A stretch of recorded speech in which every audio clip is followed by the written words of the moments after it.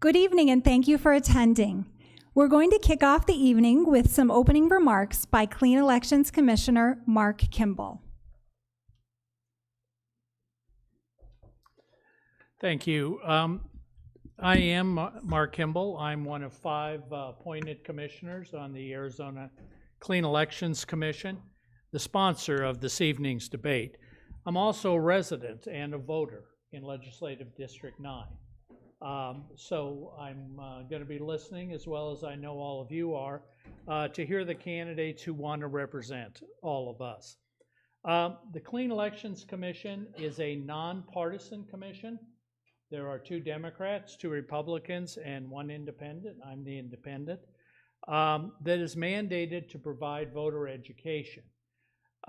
This includes hosting debates such as this, mailing a voter education guide to every household where there's a registered voter, and you should be getting that in the mail within a couple days now.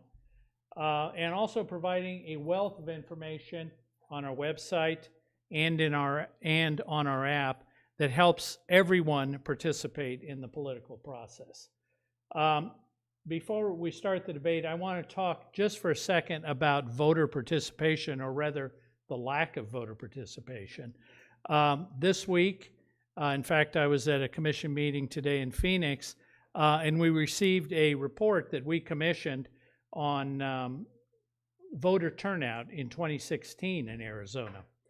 45% of registered and potential voters did not vote in 2016. That ranks Arizona 43rd in the nation when it comes to voter turnout. As I said, I'm a registered independent, and independents do very poorly in turnout. Independent voters make up over 34% of all voters, but 38% of the 1.1 million of those of us who are independents did not vote in 2016. So a lot of voices are going unheard in our state, and I sincerely hope that you're not going to be among those in 2018. The main goal of the Clean Elections process is to encourage voter participation. And we believe that voter education is the main tool that we have to increase turnout at the polls. Whether it's informing independent voters such as me about the fact that they can vote in primaries, which a lot of independent voters don't know, or whether it's educating all voters in the state about the candidates who are running and the process of voting. Clean Elections educates all of us on how to exercise our right to vote, which is, as you know, crucial to our democracy. I want to thank and commend all of you for coming out this evening to participate and for being an informed voter. And I really hope that after this, all of you will help spread this message to help engage more people and encourage more people to vote, to register first of all, and then to go ahead and vote. Have a discussion with your family. Have a discussion with your friends, your colleagues at work about the upcoming midterm election, and encourage them to vote.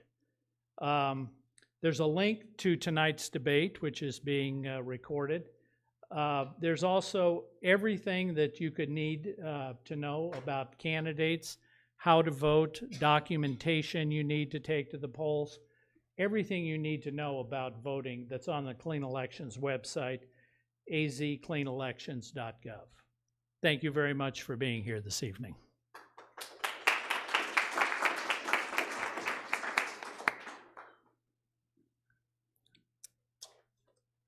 So my name is Lisa Maurer, and I'll be the moderator for this evening's debate.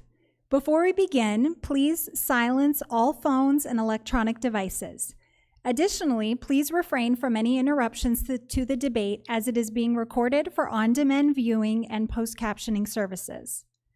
And as you heard, the Citizens Clean Elections Commission is the sponsor for this evening's event, and it is a campaign finance reform and publication measure initiated by Arizona citizens and passed by voters in 1998. The system provides clean funding for qualifying participating candidates who agree to abide by the Clean Elections Act and rules.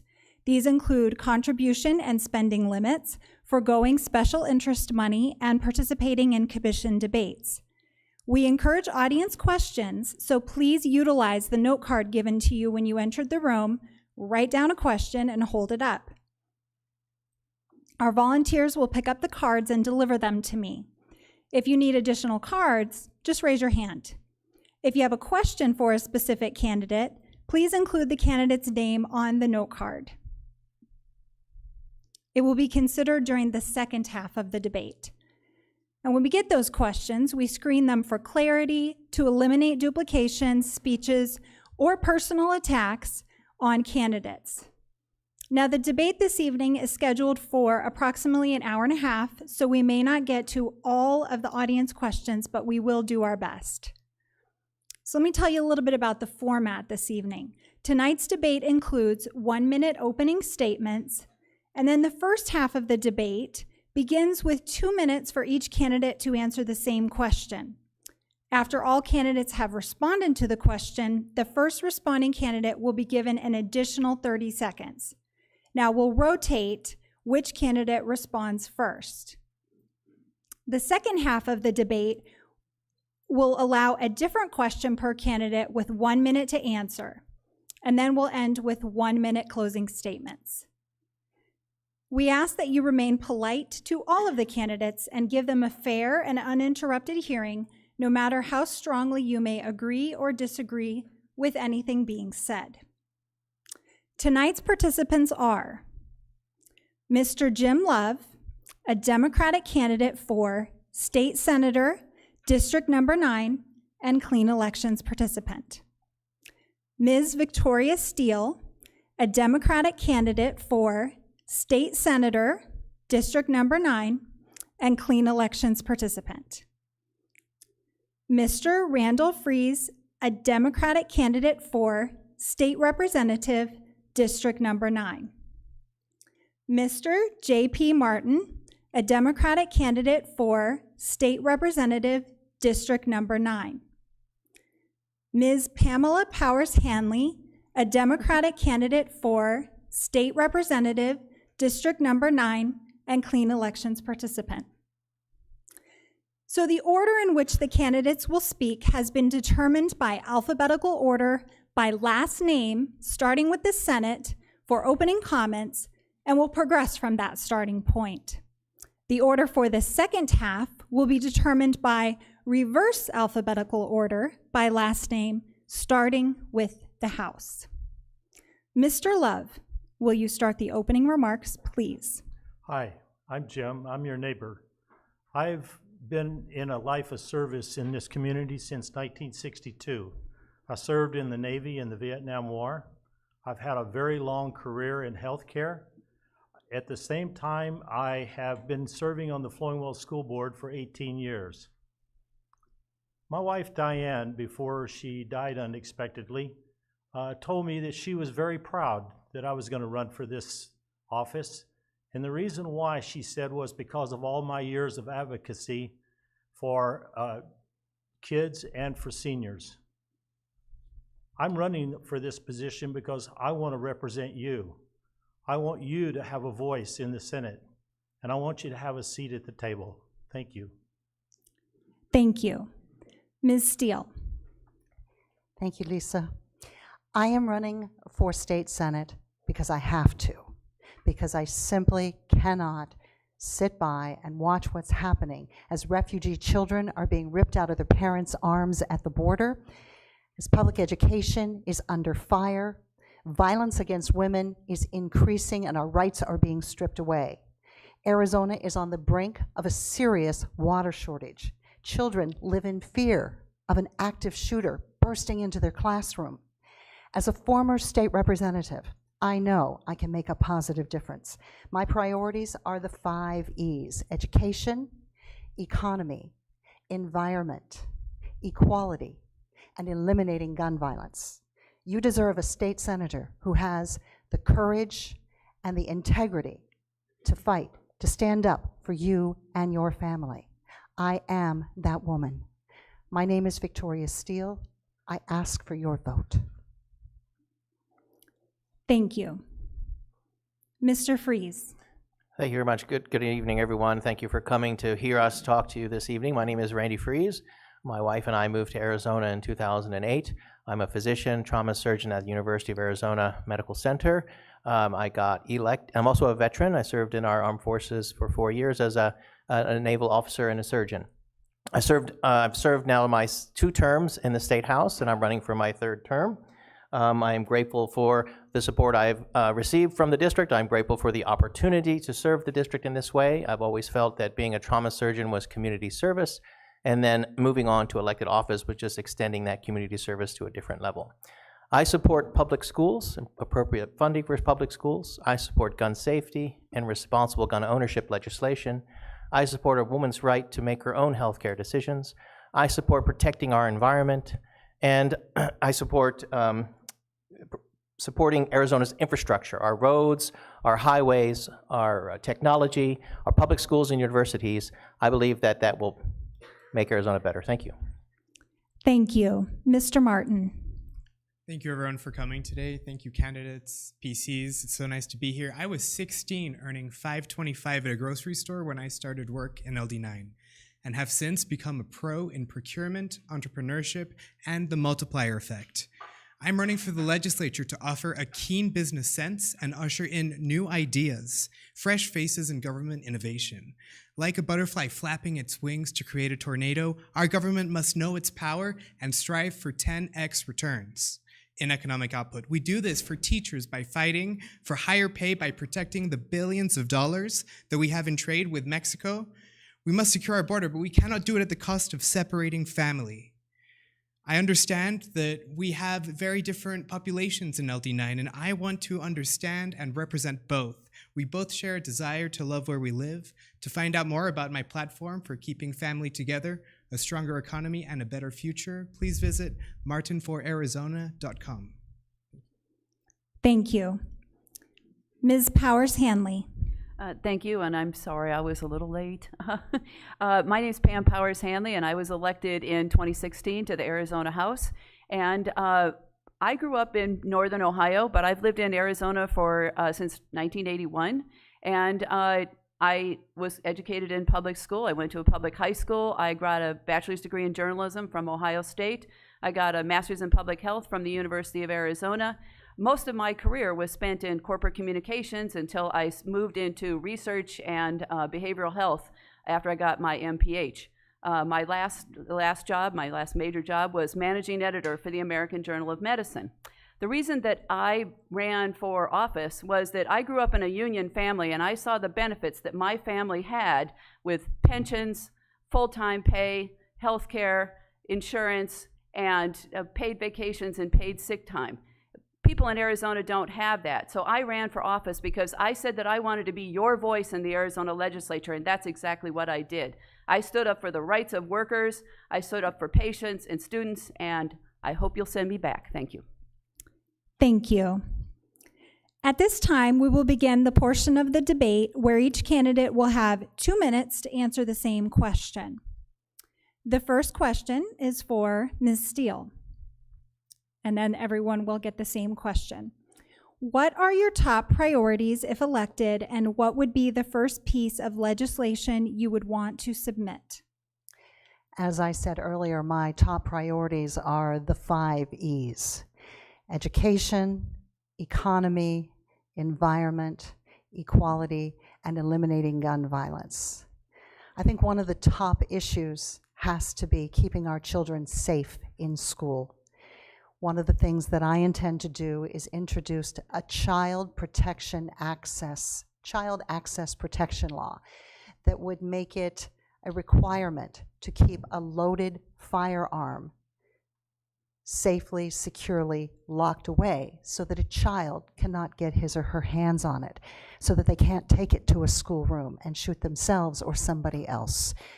And that if that was violated, if a child did get a gun and used it to hurt themselves or somebody else, that the owner of that gun would be criminally liable. I think that that is absolutely a necessary step. I think we have to protect our children. I don't think we should be arming teachers or other staff members at schools. I think what we really have to be doing is getting more counselors and social workers into our schools to keep an eye on things and see if things are getting out of control, see if kids are having trouble. You know, I'm a counselor. I was a counselor for many years. That's my background. I know it works. And so we have to help our children, not wait until after the problem has happened. Thank you. Thank you. Mr. Freeze, same question. Thank you very much. Certainly, when I ran for office the first time in 2014, what I felt drew me to running for office was Arizona's difficulties in supporting its public schools, our traditional district schools. And I thought that was a big issue in 2014. And then I ran for re-election in 2016. And again, I thought, this is still a big issue. In fact, it might be a little bit bigger than it was in 2014. And then Red for Ed happened, and I realized how important this issue is for this state.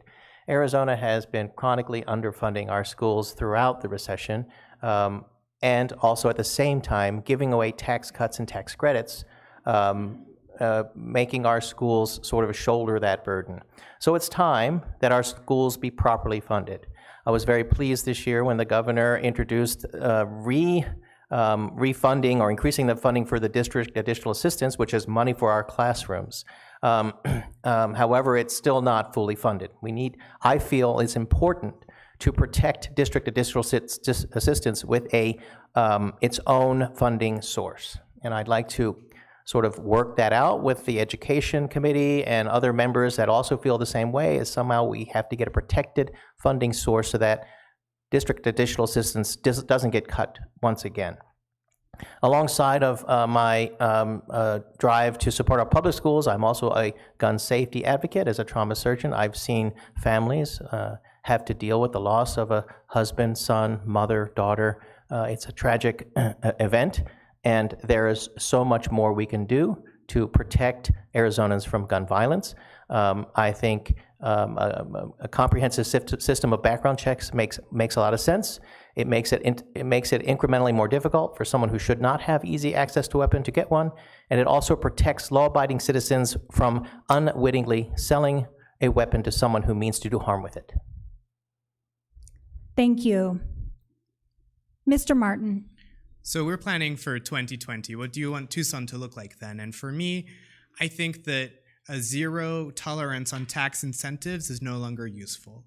We're going to have Invest in Ed, we're going to have new sources of income coming in, and I'm very excited to take advantage of the economic tools that we have to make Tucson a place that's attractive for people all over the region to come and set up, start a business.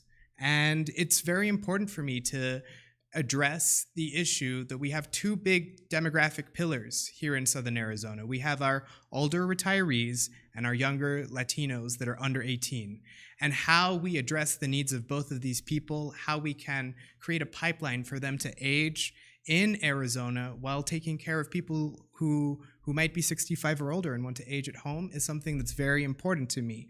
How are we developing? What industries are coming to town? And how can government shape that to ensure that we have the most synergy and dynamism to make this a very interesting place for people to come and visit, for people to invest, for people to remember Tucson just the way, with the same amount of fondness that you do, but with a little bit of more wiggle room for people to build ladders out of poverty. That's a big issue for me. We have 27% of Latinos here in Pima County in poverty. We have gaps of hunger in our schools. These are all issues that are important to me. Our roads are a mess. And not only that, but we have a $30 billion gap to fill between now and 2040 that we currently don't have any source of funding for. And so these issues are very real. They're very real to you when you have to get your windshield replaced. They're very real because they are a true cost to Arizona that we have ignored for long enough. Thank you for your time. Thank you. Ms. Powers-Hanley, same question. Yes, thank you. So for my last 2 years in the House, the first bill that I proposed was ratification of the Equal Rights Amendment. So for my first bill, that would be the one that I would do in 2019 also. The Equal Rights Amendment would give equal pay for equal work and equal protection under the Constitution for 51% of the population and have a trickle-down effect to everybody because it prohibits gender-based discrimination. So it's not just for women, it's for everybody. But why do we need this in Arizona? Well, for one thing, the women's rights are being eroded nationwide, and particularly in the state of Arizona. We have tried and tried to be fair to women in the legislature, the Democrats have, but over and over again, there are oppressive bills that are passed. So we need to stand up for equal rights for women. And this would be economic development in our city because of the intersectionality between race, class, and gender. White women make approximately 75 cents on the dollar compared to a man. But black women, 65 cents on the dollar, Latinas, 55 cents on the dollar. We live in a city that is 41% Hispanic. If we want to raise our economy, we should help these poor Latinas who are living in poverty and give them equal pay for equal work and equal opportunity in education. So the ERA is what I would propose. It needs only one more state. In Arizona, we could have made history in 2018, but instead, the Republicans kicked the can down the road one more time and voted to recess rather than vote on equal rights for women. I think 2019 is the time Arizona could make history. We could be the final state to send the Equal Rights Amendment to Congress, and I think we should do it in 2019. Thank you. Mr. Love. Well, my major issues are education, of course, healthcare, and you. Let's start with education. I am well versed in the budgets on public education. For 18 years, I've watched our administrators go home on the weekend, and they're trying to find time to sit down and figure out, are we going to have new textbooks, new computers, or are we going to be able to give a pay raise to our teachers? It is time that Arizona stepped up and did the right thing and put us per pupil spending at a national average level. And also for the teachers, they need to have the pay at the national average level. Now let's talk about health care. I still work in a hospital. I am sick and tired of trying my desperate efforts to get my patients well. And then we send them home and they're on Social Security. And everybody believes that Social Security pays for all their meds. Well, it doesn't.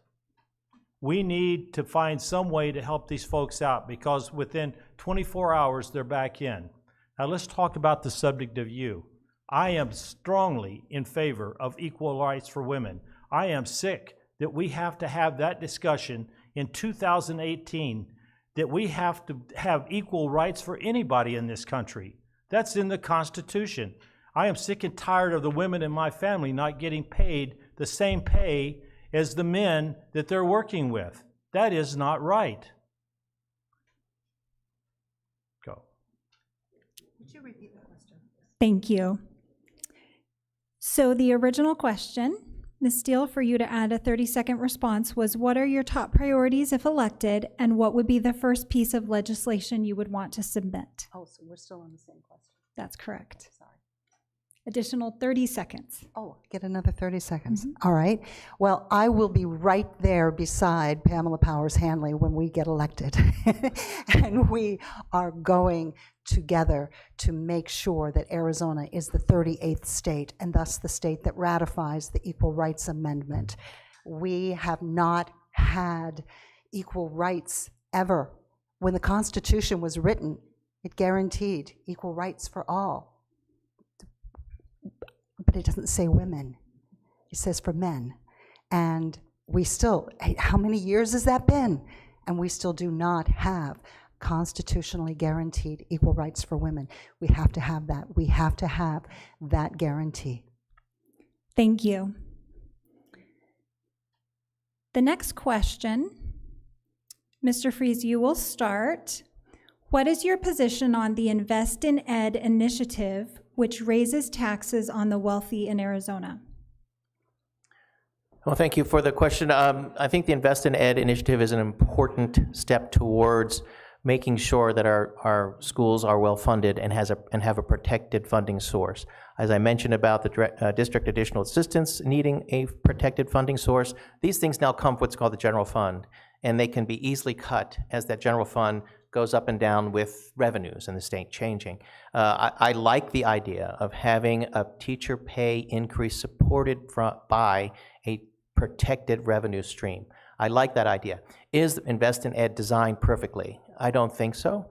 I think it has some problems. Arizona's tax structure is very regressive, and I think that the goal of the Invest in Ed designer's goal was to try to make it more progressive. Regressive meaning the less money you make, the higher proportion of your income you pay in taxes, and the wealthier you are, the smaller proportion you pay in taxes. And Arizona's tax structure right now is very regressive. Invest in Ed is trying to change it and flatten that line out and make it a little bit more progressive. Could have done it a little bit better. Instead of highlighting or focusing in on just the top tier, could have spread it out a little bit more. I think the answer to funding our schools is complicated. Remember the Governor Ducey's first term, he tried to put together the Classrooms First Council to readjust the formula. Still haven't been able to do that, but I think that we need to put our heads together and make sure that we have protected funding for our schools, classrooms, facilities. The school's facilities board has been several years underfunded, almost zeroed out for 3 years during the recession. And instead of being funded on the tune of hundreds of millions of dollars, as it was funded, we're only funding it now on the tune of tens of millions of dollars. There's a lot of area that needs improvement, and we need to work together to solve this problem. Thank you. Mr. Martin. So I want to echo Randy's thoughts, but this opens the door to even more exciting conversations for me. Early childhood education is an important investment that Arizona should be making in its young people. Right now, 80% of high school graduates graduate in 4 years. So what's wrong with that? We have to go all the way back to pre-K. How are kids learning? First Things First told a story where a childcare center was just a bunch of cribs with a TV on. That is abhorrent that there's something happening like that in Arizona. I can't believe it. So with Invest in Ed, we pay for full day K. That means that we would need $220 million to fund a pre-K program. Looking at pre-K all the way through 12th but beyond, how are we making sure people are aligning for their workforce needs? That's something that needs to be comprehensively looped in to how we consider education in Arizona. That finally changes the dynamic between the universities and K through 12, which has traditionally had a very adversarial relationship. Why it's been like that, it's difficult to tell, but we can partner with nonprofits, just like the city of Tempe has, with the Helios Foundation and the Department of Education. It's important to look at avenues where we can be nimble and still be government, because government is not known for innovation. That's where we need this third sector, the ability for other organizations to take work that we can appropriate money to and drive results. Because ultimately, if we are funding education in a way that we can get better outcomes for the state of Arizona, to increase our economy, to make ourselves more attractive, to invest your life, to grow up here and raise a family, then we owe that at the very beginning of this ladder, which is in pre-K. Thank you. Ms. Powers Hanley. Thank you. So one of the most amazing things about 2018 in the legislature was the Red for Ed movement. And it was awesome when they showed up, especially when they sat with us through budget night. And at 2 o'clock in the morning, they're still watching how the sausage is made. And one of their demands, or one of their asks, was for sustainable funding for education, because what we saw from the governor was that he gave them the raise that he offered by making 50 fund transfers and another maybe dozen or so efficiency savings. And so this is not sustainable funding for public education, and that's why I supported Invest in Ed. And in fact, when I was canvassing in May and June before the deadline, my volunteers and I took petitions around door to door to collect signatures for Invest in Ed. We need sustainable funding for education. I used to be a program director, and so I've written budgets. And the way Arizona does a budget is not the way you do a budget. You want to have sustainable funding, right? If you're a school system, you want to know what you're going to get the next year. They don't know what they get the next year because they're taking $35 million from the Department of Environmental Quality and sticking it on teacher raises for 2018, but Are they going to steal it from the environment next year? We don't know. We don't know because, again, it's a shell game where the Republicans get education funding from. So I'm glad that the groups got together and got that citizens initiative on the ballot because we need more funding for education. And these school systems, they need to be able to plan for the next year rather than guessing what they might need. And that's all I have to say. Thank you. Thank you. Mr. Love. Oh, this is a subject dear to my heart. Yes, we do need sustainable funding. I have been fighting that little ticket for a long time. You know, we need to be able to say this source of income is going to be there, and it's not going to be part of the general budget where next year you can cut it out.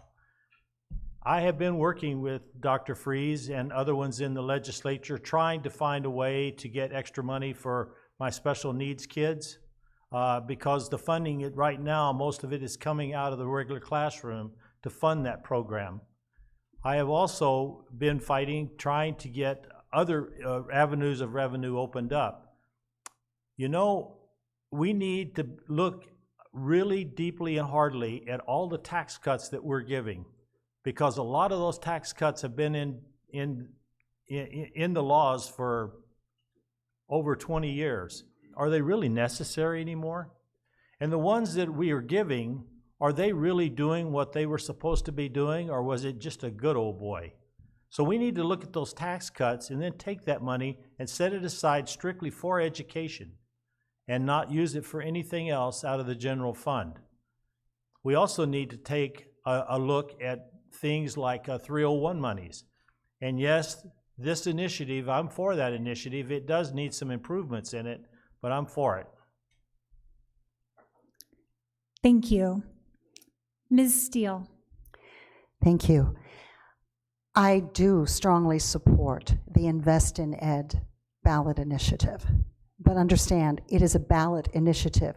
In this state, we have the right for citizens to make laws, which I think is a wonderful thing, and I don't want to see that destroyed. There are those in our legislature who are trying to take away that right from you, so hold on to that.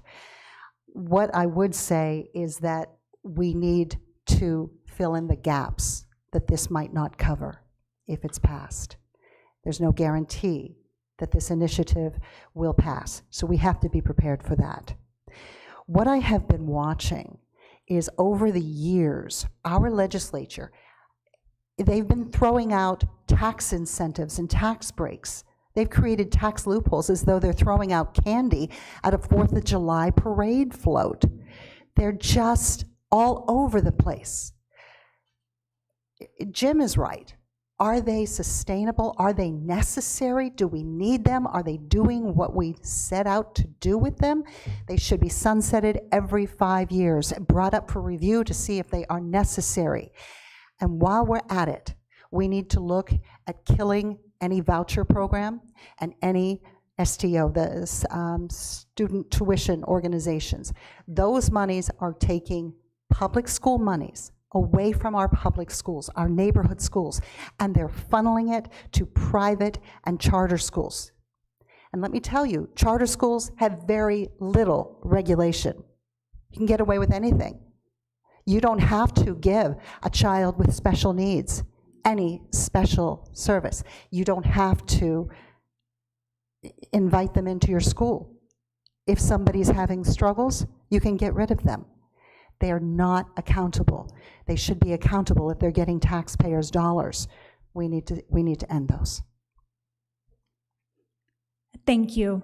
Mr. Freeze, your additional 30 seconds. Well, let me just say two things. I regret that the legislature could not do what it was charged to do, and that is fund our public schools as our Constitution requires. Remember, the Arizona Constitution says that the state must establish and maintain a system of public education that is general and uniform, and we are failing. I am grateful. I am grateful that the initiative is allowing the voters the opportunity to do what the legislature could not. Thank you. This will be the last question in this round where everyone answers the same question. Mr. Martin, you will start. What would the people of this district lose if you are not elected, and how will you make a difference as a non-elected community member? My commitment to economic development prospers irrespective of you electing me to the House of Representatives. I am in love with Tucson. Our downtown area is a place where young people congregate. I love the idea of infill, of placemaking, where you start with a dirt lot and then you add a parade. And then you add something semi-permanent like a food truck. And then a little stand goes up and you're able to shop there. And then they add gardens. And then all of a sudden you have a beautiful city square. That type of development, that's slow but very intentional, is something that I'm going to continue doing for District 9, because there are places that have already peaked, that have already lived their life expectancy, and we need to refresh those. And so I'm excited to be able to find attractive, innovative ways for people to relish in public spaces here in Arizona, in wanting to go outside without having to shy away from the sun, which can be very, very strong, as you know. The Loop, for example, was an incredible asset that the county has been able to develop. And now people all over the place want to come and ride it. Something as simple as an outdoor activity can give us purpose and meaning. I'm from Mexico City, and what's wonderful about it is just the density of people that's there. And so I advocate that for Tucson as well. Why do we have so many people that live so far from one another? Do we dislike each other that much? Are we such a hostile community? How can we improve that? How can we build more housing to lower the price of rent? How can we bring in more people and keep more people that go to the U of A to make a beautiful city? That's the vision that I have for LD9 and for Southern Arizona. Thank you. Ms. Powers-Hanley, same question. Yes, thank you.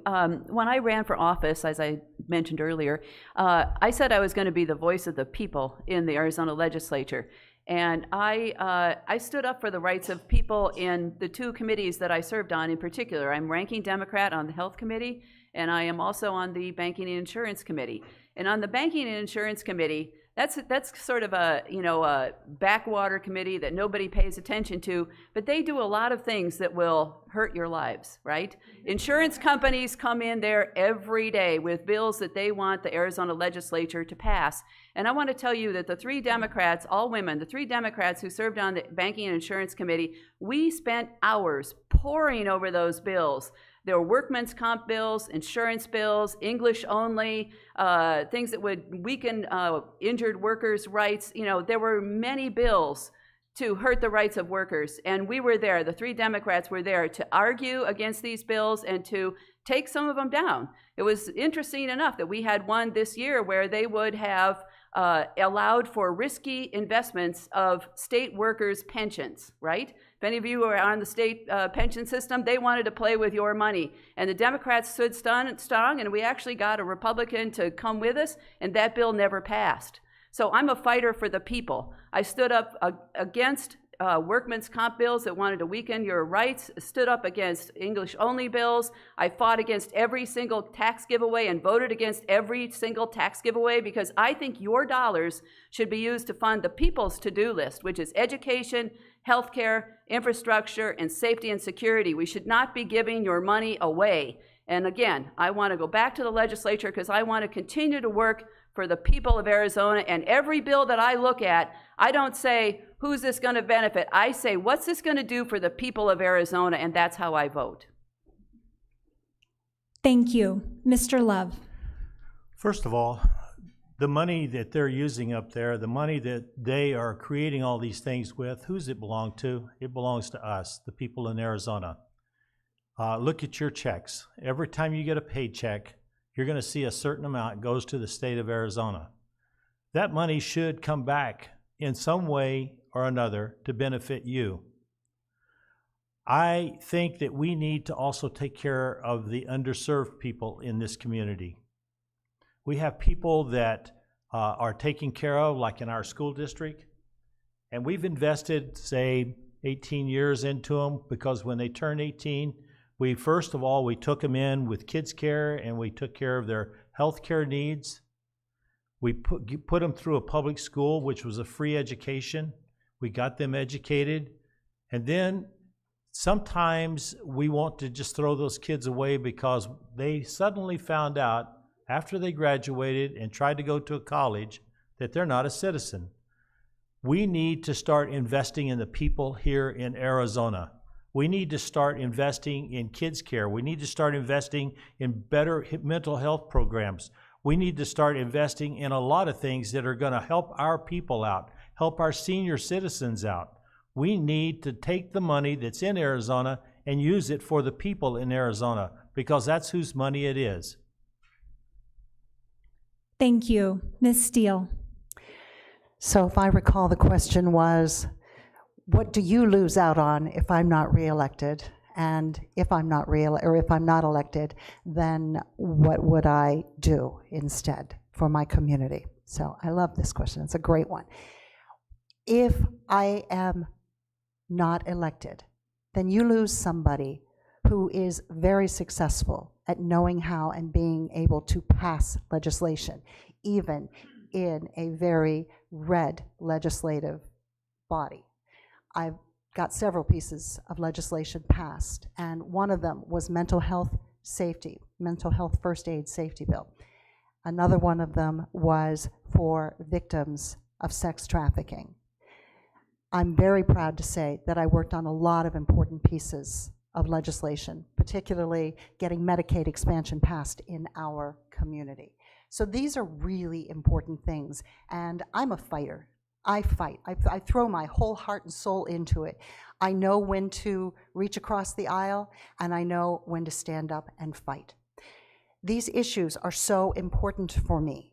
You know that I ran for Congress recently. When I lost my primary, I decided there's no need to stop fighting on these issues. I still care just as much, and I'm going to still work on them. I immediately put together and formed the Tucson Now chapter, the National Organization for Women. I will fight particularly in the legislature or not in the legislature to make sure that we end any backlog on testing of rape kits. If there are too many, we have a rape culture in our state, in our country. There are too many people who never have to pay for their actions. They are never reported. That has to change. We have to empower women. I'm very thankful for the #MeToo movement. Thank you. Thank you. Mr. Freeze. I would like to thank Victoria for clarifying the question, and to further clarify, in asking this question, you're asking an elected official to speak highly of himself, so here we go. I bring a lot of experience to the Capitol. I've been elected for 2 terms. This past term, I was chosen to be the assistant leader by my caucus and have established a lot of relationships both within my caucus and within the Republican caucus and with the lobbyists and stakeholders that come and visit the Capitol about positions on either side of the aisle. Along with building those relationships, I really like the job. I really enjoy it. I'm known for asking a lot of really deep thoughting questions, of reading everything, digging down to the details. I enjoy it. I don't know why. It's something that I'm grateful to have the opportunity to do. I'm also, as I said, a respected leader on both sides of the aisle. And the second part of the question, what would I do if I'm not reelected? Well, I'm really lucky. I have 2 jobs that I enjoy to do, and I would be going back to the hospital and working full-time, providing community service, taking care of people hurt in our community, teaching students and teaching residents. So again, very grateful to have 2 jobs that I enjoy. They both offer wonderful opportunities, and I'm very grateful for being an elected official to help bring opportunities to others through that avenue. So thank you. Thank you. Mr. Martin, you have an additional 30 seconds. I just want to say that I had a startup in home-based primary care. It was a logistics application that allowed physicians to see patients at home. And we see elders wanting to age in their home. I go around knocking on doors and I see people who are 90 playing bridge. And it's so wonderful to be able to provide a community that fosters healthy elders. And I think that that's something that we need for Tucson. That's something that I'm very excited to help develop and support with the Center on Aging, with all of the programs that we have to keep people mobile and active, because this is a wonderful place. The weather will make it so you don't age, or you age very slowly. So bring everyone you know here. Thank you. At this time, we will transition to the second part of the debate, where each candidate will receive a separate question with 1 minute to respond. Remember, you can still submit questions via the note cards and direct them to specific candidates. The first question is for Ms. Powers Hanley. Ms. Powers Hanley, what will you do in the state legislature to protect Arizonans from climate change? Well, one of the things that Arizona has been ignoring in the area of the environment is what's going on with our water supply. And this is something that came up quite a bit in 2018 as far as protecting our water supply, because, you know, Lake Mead is going down, and what we're doing at the state level is basically arguing about it. I went to all the different meetings, and so what we're ignoring the problem. And in fact, in a lot of ways, we're stepping back. You know, the legislature didn't pass anything positive that would help Lake Mead, or that would stop the arguing amongst the political parties that are arguing about water. And I think what we need to do is really push for comprehensive water reform to save our water supply. We need to stop fighting against the EPA and trying to reinvent the wheel with new laws that we're passing that we're not funding. And so I think water is the big issue as far as the environment, and we need to protect our water supply, because we're not going to grow if we don't have any water. Thank you. The next question is for Mr. Martin. Mr. Martin, what is your position on strong labor unions as they relate to a strong economy? I think we've benefited a lot from labor in the past. And what's interesting is to see where industry is going and how labor is pivoting to it. I would wish that we could, as freelance people, young people freelancing in Tucson, we could have the same benefits that unions provide to their members. For example, medical insurance. There are so many benefits that unions can provide that we currently cannot access because we don't have that collective bargaining. There are so many strengths that happen when people can come together and negotiate. Unfortunately, the Supreme Court has ripped that apart, and people are going to have to buy in and increase the solidarity that they have given us a legacy to, so we can take that into the future. Thank you. Mr. Freeze, what is your position on public school funds going to vouchers for children to attend private and religious schools, and what actions would you take to support your position? Well, as evidenced through the last session, I do not support public money going to private education. Vouchers are a very unique tool.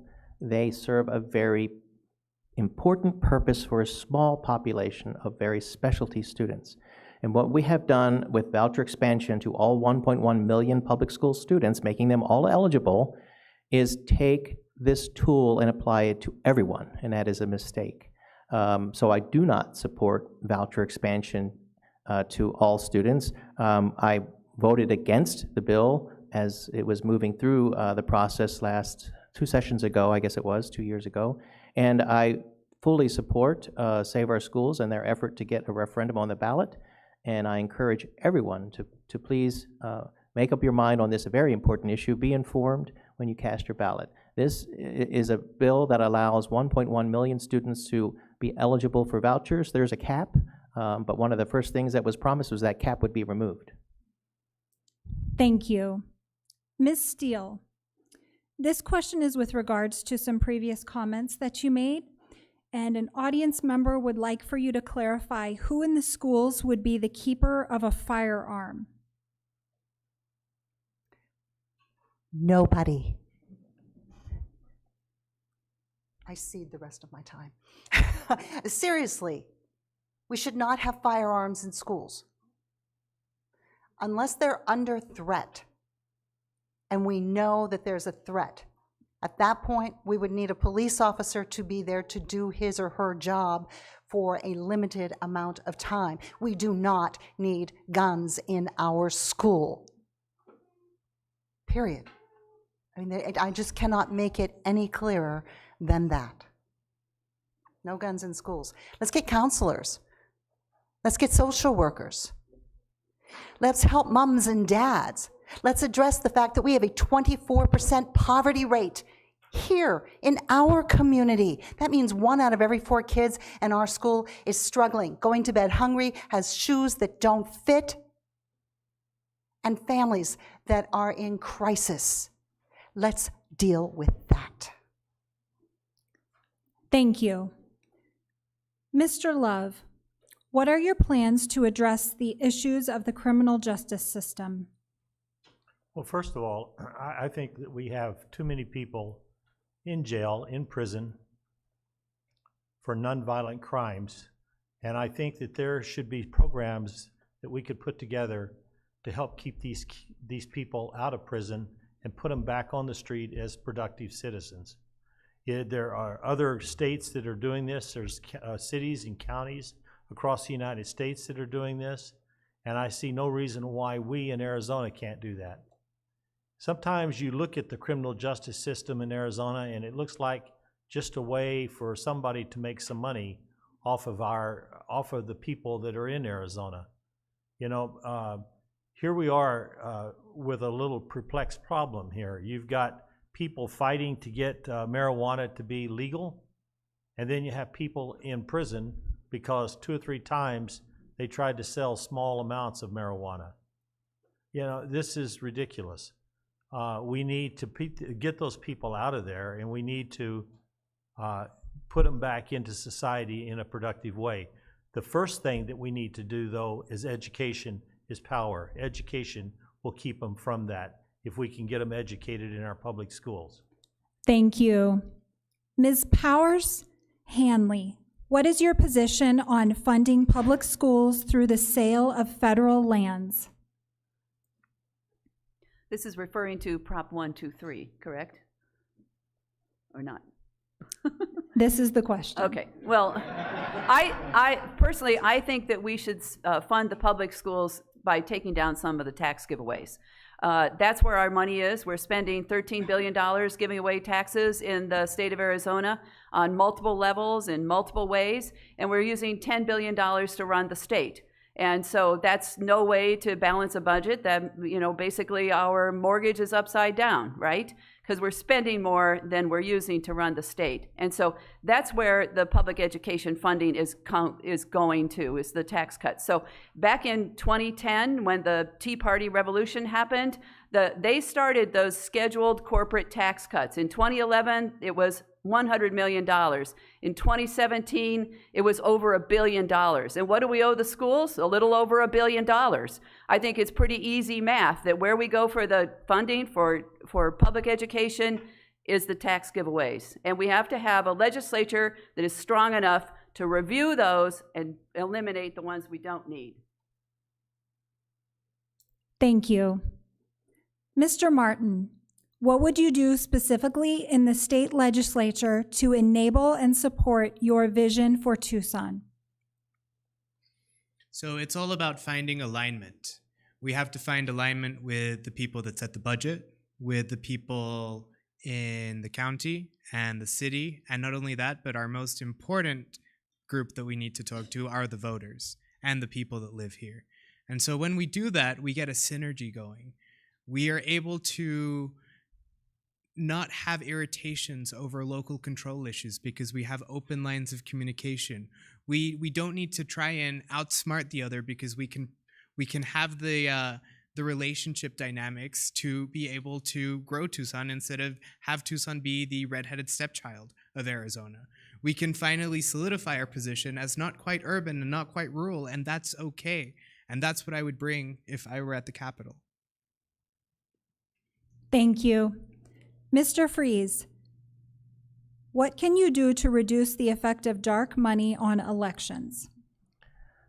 Well, I think the most important thing that the Democrat can do in this legislature is to resist some of the bills that have been moving forward that threaten the Clean Elections Commission, that limit access to voting, to make it harder to vote rather than easier to vote, and to make it easier for outside money to be spent on our statewide and legislative elections. So the most important thing that I can do is to make sure that our caucus is aware of this legislation that is moving forward and be in a detrimental way, influencing our elections and influencing ways that we run our elections, and then make sure that the voters are aware why these issues are bad. There's another initiative that you're all aware of that is trying to make it onto the ballot to limit the dark money that participates in our elections, and that's something that I think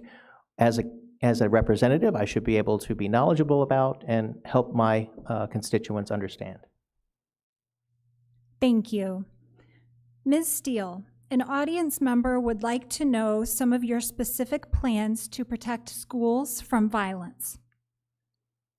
Specific plans to protect schools from violence. Well, first of all, I'll go back to the Child Access Protection Law that I plan to work very hard to get passed. Now, this is something that I tried to pass before. I introduced this legislation in, I think it was 2014, and what it would do is if you have a gun that is loaded and unlocked and a child gets hold of your gun and harms himself or herself or someone else, you can be held responsible. You can be held liable for that. I think it's critical that we keep guns away from schools. I think it's critical that we keep guns out of the hands of children. I think it's very critical that we attend to the problems that are leading to gun violence as well. I believe that even though that legislation failed last time around because the Republicans would not even give it a hearing, I think there's enough movement now that we could really make headway on that. Thank you. Mr. Love, what is your position on preventative programs? Example, behavioral health, substance abuse, reentry programs. Well, first of all, the state has taken a lot of that extra money that was being given to those when we had the downfall, as they took money away from a lot of things. But we need to have more mental health. There used to be a large mental health program here in Arizona back in the 60s. But then when they started cutting funds and taking that away, they started turning these people out on the streets and hoping that they would just abide by themselves and take their medications and show up at their doctor's appointments. We need to have a stronger mental health program in this state to where, for instance, the Tucson Police Department, they have a program where they go and they'll take a sandwich and a drink and sit down with that individual and say, how's it going? You know, and they have cut the calls for mental health issues to the fire department by around 50%. Thank you. Ms. Powers Hanley, what would you do to address the war on drugs in our state? Well, actually, that was part of my campaign in 2016, was to attack the opioid problem, and I was glad that I was part of the Democratic team that negotiated the big opioid bill with the governor.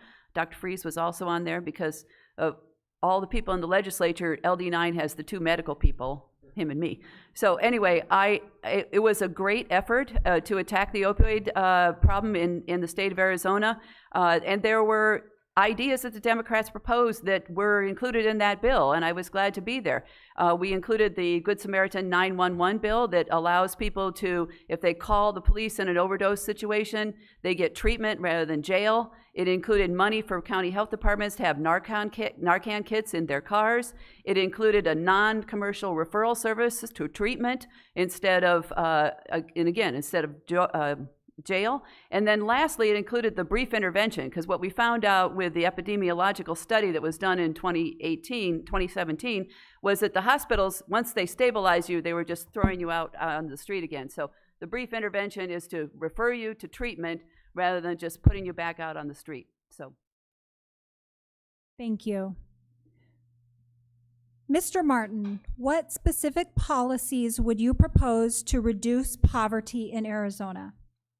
So something that is cheap for Arizona to do, because we are a lean state, would be to implement a statewide earned income tax credit. So that takes people who are employed but are earning between $10,000 and $24,000.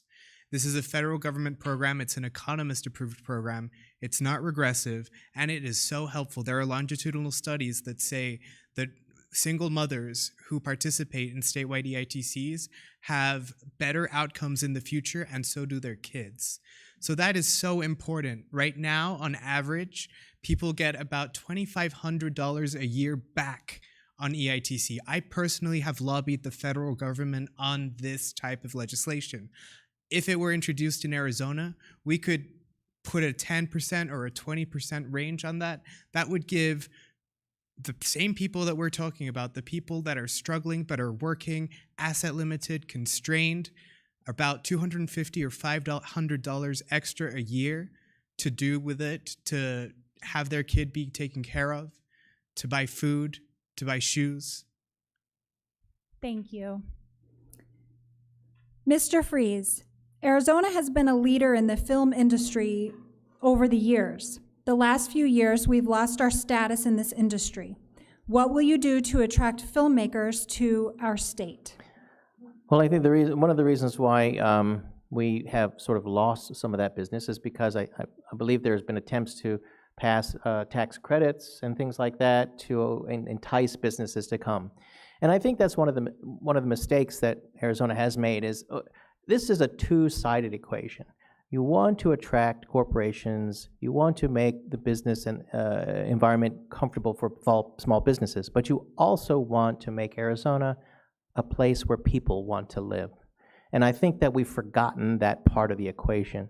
So I wouldn't support a tax credit to entice the film industry to come back. I would, however, support making sure our public schools are strong and produce students that could go to vocational schools or go out into the working economy or go to a graduate college if they'd like. I would support making sure our roads are kept up and safe. I would support we have easy access to quality health care for everyone. I would support that we have a safe place for our kids to go. So that's how I would address that. Thank you. Ms. Steele, what specifically will you do to improve Arizona's environment? Arizona's environment. Well, I've already been working on that. I think we really need to look at climate change. We need to stop pretending that it doesn't exist. It is one of my 5 E's, is addressing the environment. We have to look at the effects of heat and drought in our state in particular, how it's causing these big haboobs that we have, and the wildfires that get worse and worse and take people and land and destroy it. We have to look at our water shortage that we have coming up. We're facing a serious water shortage in less than 2 years in this state, and we are not prepared. They're arguing about it, but they're not doing anything about it. We need a contingency plan. We have to have a serious contingency plan, and I intend to be there to work on it. I'm also strongly supporting solar energy. And I have been, I love the folks at TEP, but I am fighting them. They are wrong on these attempts that will kill the rooftop solar industry in Arizona. In Arizona, that does not make sense. Thank you. Mr. Love, what is your position on Roe versus Wade and a woman's right to make her health decisions? Only a woman has the right to say what happens to her body. I do not want to reverse Roe versus Wade. I can tell you right now that my granddaughter my step-granddaughter went to have a baby, and she was talking about having an abortion. We sent her for counseling at Planned Parenthood, and they talked to her and convinced her that what she should do, actually, is give the baby up for adoption because of her age, and there was nothing medically wrong with her or the baby. She did, and the baby is fine, and it lives in, the little girl lives in Utah now with a very fine family. I do not believe that you should have an abortion just because you went out and had a party one night, but I believe that because a woman might be raped or there might be serious health care issues, I think the woman has the right to make that decision. I would never want to make that decision for any woman. Thank you. Ms. Powers Hanley, what can the state do to reduce air pollution? Well, we could stop making the bus more expensive is one thing. I think that we could go a long way to promote using mass transit in this town and in this state.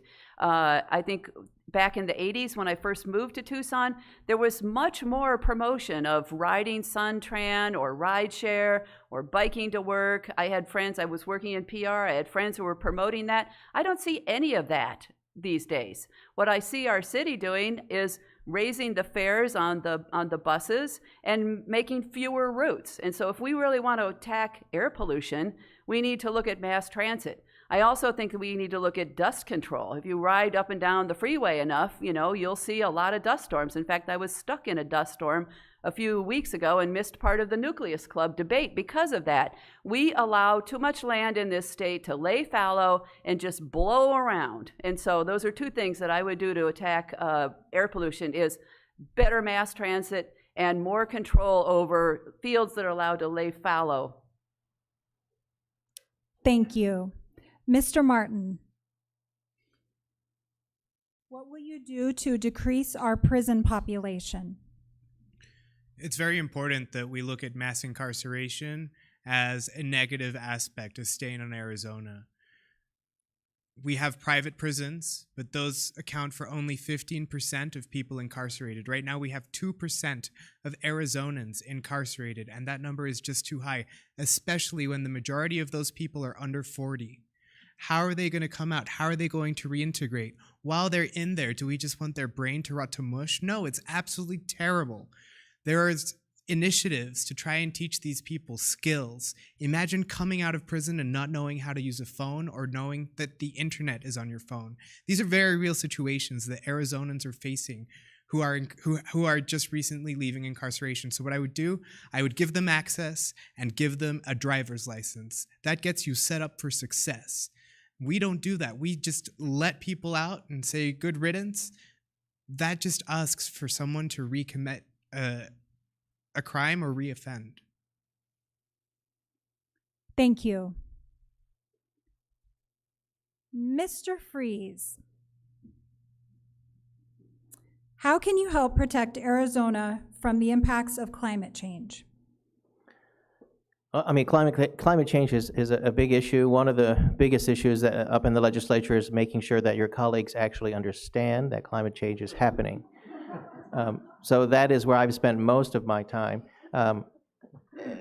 Other things that we deal with up in the legislature is small things like understanding that the transition from coal energy must happen. It must happen in a very planned and a very thoughtful way over a period of time that's acceptable to both sides. So again, problems that are this complicated, problems that are this multifaceted require a multifaceted solution, and they need to be addressed from more than one point of view. So we have to get comfortable. Those of us with different beliefs and ideas need to get comfortable that my idea may not be the end thing that comes out, but if someone else adds something to it, it might make it better. If someone else adds something to it, it might become more broadly accepted. Thank you. Ms. Steele, Can you speak to your position on the ERA and what actions you will take to support your position? Gladly, Lisa. I would love to do that. I am a strong supporter of the Equal Rights Amendment. As I spoke earlier tonight, I told you why we need it, that we have not had equality. That shows up in so many ways. One of the things that I want to address within the scope of this question that I did not address earlier is the fact that we have so much violence against women. And under this current presidential administration, we are seeing more and more attacks on women in so many ways. All of our rights are being taken away. We are being forced to give birth. Doesn't matter what the situation is, that's the idea. They want to force us to give birth. They want to take away our birth control. They're messing with things like breastfeeding. Seriously? This is where we are?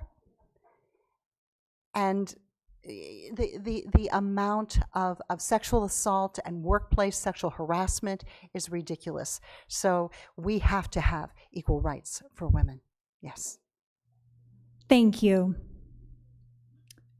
Mr. Love. Yes. This must be a good one. What are your views on funding for CPS? For what? Funding for CPS. First of all, they haven't had a raise in how many years? And I believe, are you talking about the Child Protective Service? That is correct. Okay. We need more people. Simply just need more people. But we need better controls over those people that are actually going out into the homes. I really get confused at times on, you read on how these people were able to adopt these kids, and it was right here in Tucson, and then they had them locked away and they mistreated them all those years, and they adopted how many kids? How did they get that? When my boss went to adopt a kid, they were at his house at least once a month going through the whole house when he adopted 2 kids to get them out of a environment of drugs. And his house, his family, there's nothing wrong with them. But he went through this whole gauntlet of things. How come these other people didn't? I don't understand that system, and I think it really needs someone to really go in there and look at it and correct it. Thank you. This will be our last round of the individual questions before we move to our closing remarks. This question is for Ms. Powers Hanley. What is your view on unneeded jail sentences? Unneeded jail sentences. I think that we definitely need prison reform in this state. As others have mentioned, we have more people incarcerated than many countries do. I think that we need to look at sentencing reform. We have mandatory sentencing for certain types of crimes, and I think we really need to look at the drug sentencing. We have some of the most restrictive marijuana possession laws in the country, if not the most restrictive. People are being picked up for having a joint in their pockets, and they end up in jail. This is a drug that never killed anybody, or actually a plant that never killed anybody. And so I think we really need to look at sentencing reform, particularly as it is related to nonviolent crimes and particularly these lower level drug crimes. These are filling our jails. They're ruining people's lives for, minor mistakes that didn't hurt anybody. And so as far as unneeded sentencing, I would look at sentencing reform and look at how we can reduce the jail population through sentencing reform. Thank you. Mr. Martin, what have you learned from campaigning in LD9? It's been wonderful. I've learned that there are deep roots in Tucson, and the networks are very close, and the people here regard themselves as family. And that is the type of district that I would love to represent. I've met many people who have invited me into their homes, sat me down, people literally 3 times my age giving me cookies. It's literally been such a humbling experience. Not only that, but to listen to their story, to have them tell me what Tucson was like 40, 50 years ago and where they'd like to see it and their worries about it. Those experiences I'll never forget, and I really look forward to being able to take everyone's ideas and hopes and represent them for making change at the Capitol. Thank you. Mr. Freeze, what are your views on the taxation of digital goods? That's a really great question. We had a bill that was trying to address it this past session that actually passed out of the House but didn't get heard in the Senate.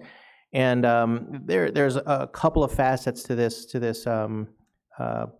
question or this problem. Is that, what taxation of digital goods or services, and how you define a good and a service. And one of the things that I very much opposed about this bill is qualifying something that was normally considered to be a good, changing it to a service so it doesn't get taxed. So I think we should be. That one of the reasons why this bill was put forth was because some of my colleagues on the side of the aisle said, well, there's not clarity, we don't know if we should be taxing or not. I said, let's make it very clear these things are taxable. We need to be responsible stewards of our revenue in this state. We weren't even sure. The economists, the Arizona economists, told the legislature, we really don't know what we'd be losing if this bill were passed and put into law. That's irresponsible. Thank you. Ms. Steele, what is your position on an all mail-in ballot? I think that's a good idea.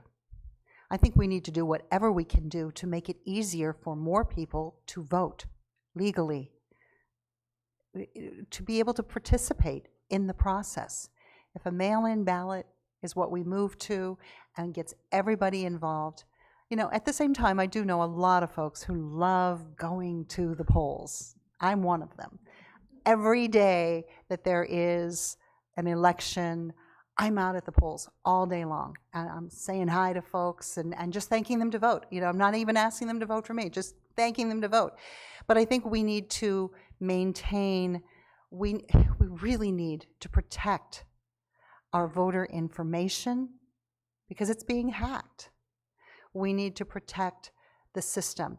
And trust me when I tell you this, the Republicans in our state legislature have been working overtime to make it harder and harder for people to vote. They have been taking away your voting rights, and they've been purging the system. We cannot allow that to happen.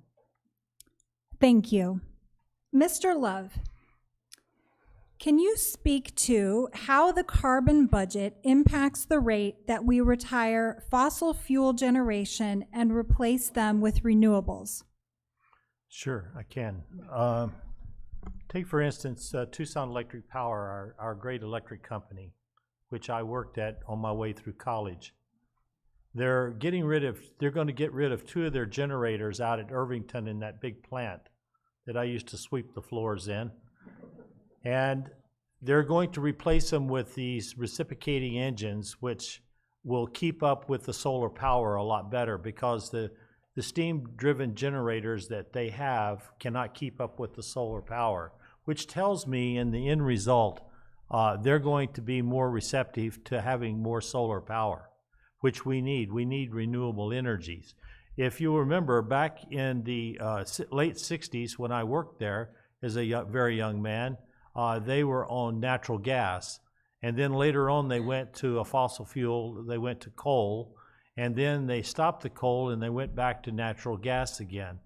They're trying everything that they can to try to reduce the amount of fossil fuels in the air.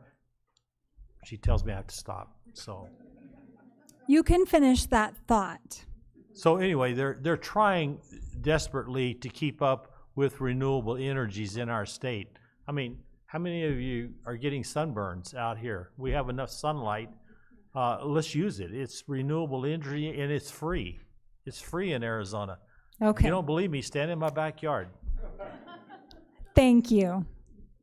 All right, we are going to move on to closing remarks. The first closing statement will be given by Ms. Powers Hanley. Thank you. When I was elected 2 years ago, I said I was going to be your voice in the legislature, and that's what I did. I used my voice, my votes, my bills, and my amendments to fight for the rights of workers, patients, students, teachers, women, and the underserved. I fought against many different bills, and we had many victories. The work is not done, though, in the Arizona legislature, and I want to go back there to be your voice. I have had years of management experience. I know how to write a budget. I know how to read a budget. I also know how to communicate what's going on with the legislature. I made daily videos from my office this year, and they were wildly popular because the people knew what was going on. They don't hear what's going on in the legislature. Every day we make decisions that either harm you or help you in your lives. And so I think you need somebody who's going to fight for your rights and tell you what's going on so you know what's happening up there. And that's me, and I hope you'll vote for me. Thank you. Thank you. Mr. Martin. I want to thank my fellow candidates for joining me today to discuss the issues, some of them contentious, others not, but I'm just really excited to get up to the Capitol now. What are we doing? What am I doing talking to you today? I want to talk to you about ecosystem making, comprehensive touch points with our communities, knowing what the state agencies are doing, providing wraparound services so that the service you get as a resident of Arizona is seamless, right? How do we include people-first public policy, private partner partnerships, economic development, multimodal transport, responsible land use? These things are interesting to me. Roads paved, broadband connected, housing affordable, the relationship between pay and purchasing power realistic, because we've lost a lot of that. I've worked at the legislature advocating for human rights, and working at the Capitol is never what you think it'll be. Exaggerated advocacy is ignored. You need to be more clever, work harder, and get things done. I hope what you heard this evening will help me earn your vote. Find out more about my commitments to family first, stronger economy, and better future at martinforarizona.com. Thank you. Mr. Freeze. Thank you very much. Thank you, everyone, for coming this evening. I just would like to leave you saying I'm so very grateful for the opportunity to have represented this district for 4 years. And I would be very grateful again to have the opportunity to continue that responsibility, because it is a great responsibility. I would like to echo what Representative Powers-Handley said earlier. We have had victories. You know, we have been in the minority for many, many years in the House. It's been several decades. But as a Mr. caucus, Freeze, can you start your closing remarks again, please? Okay. Certainly. Thank you. I would like to leave you by saying I'm so very grateful to have had the opportunity to represent you in the House, represent the voters of LD9 in the House for the past 4 years. And I would certainly ask for that opportunity to continue for 2 more years and to get reelected. I would like to echo one of the things that Ms. Powers-Handley said, is that we have had victories up there at the legislature. We have individual bills that we pass. And more importantly, we have been able to work across the aisle to get Republicans to change their position on some of their bills to make it more tenable to us so that we can join them and move things forward for Arizona and mostly make your lives better. We do have some battles where we're trying to protect the citizens of the state from some damaging pieces of legislation moving forward. We've had some wins there and some losses, but it's a very rewarding experience, and I'm very grateful to have had it. Thank you. Thank you. Ms. Steele. Thank you. I just wanted to be able to say what I have been doing this past year, year and a half, since I was last in the legislature. I have been working my heart out for this community. I have been at every Red for Ed march. I have been at every Tucson solar rally. I have testified at hearings against attempts to kill solar energy in our community. I have spoken and attended both of the women's marches. I started the Tucson Now organization here in Tucson. I have been to the March for Our Lives. I love this community. Serving you, serving this community is everything to me. This is not easy work, but it's work that I will continue. I will work my heart out for you. Thank you. Mr. Love. Like I said earlier, I am your neighbor. I've been here since 1962. We are in this together. We've always been in this together. For the last 5 years, 6 years now, I have on my own gone to Phoenix 2 or 3 times a week during the session to get bills written, to get bills passed, to help our kids, to help healthcare issues. I have also been able to, working across the aisle, get some bills that were very, very bad for us killed. You know, it's one thing to say that you're going to go and do something. It's another thing to actually go and do it. And I did go do it, and I will continue to do it because I am your neighbor and I want to be there for you. Thank you. Thank you. To our candidates, we thank you so much for participating in our forum. And to our audience members, we thank all of you who took time to come and inform yourselves before voting. We encourage you to visit www.azcleanelections.gov/voter-dashboard for a customized experience to find information on the primary election, the candidates, the issues, and to view this debate on demand. Please fill out the debate evaluation form and return it to one of our volunteers. Your feedback is important to the commission and will help improve future debates. Thank you all for coming tonight, and you are welcome to stay and speak directly with the candidates. Good evening.